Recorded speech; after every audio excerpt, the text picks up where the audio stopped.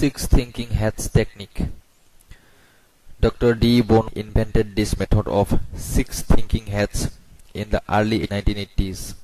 It is used to incorporate lateral thinking.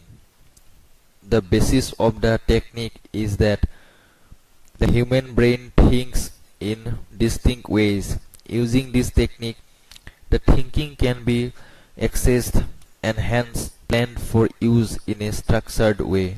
This allows people to develop strategies for thinking about particular issues. When this method was developed, Dr. Bono made a network of trainers who were authorized to introduce this method in various organizations. It is a course on creative and critical thinking which helps people become efficient thinkers. The advantage of using this technique is that everybody focuses on the same kind of thinking at the same time. Thus, this technique is also popular for its parallel thinking, which helps in minimizing conflict and promoting progress. When hats are changed, all people get into different mode of thinking. This technique helps into reduce the time spent in meetings. While using this technique, organization may use just one hat or combination of hats for examining an issue.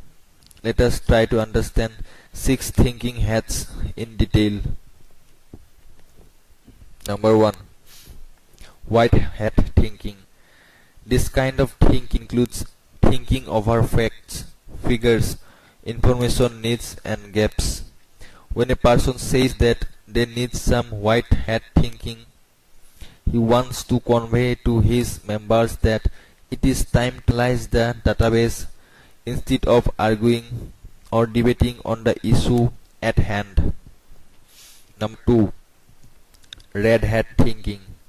This type of thinking includes expressing instincts, emotions, and feelings. The red hat permits a person to express his instinct without justifying it to others. It is not common that people put on red hat during a discussion, but it may be introduced if logic can be given to support that intuition or instinct. It is observed that when people put on red hat, their emotions are real, but the logic seems to be forced one or irrelevant. This hat permits the person to express emotions on the subject of discussion. Number 3. Black hat thinking. Black hat thinking is the hat of judgment and vigilance. A lot of people believe that it is a negative or an inferior hat, but this is not so. It is one of most valuable hats. This hat is used to reveal why a particular suggestion is not in tandem with the facts and present policy or system.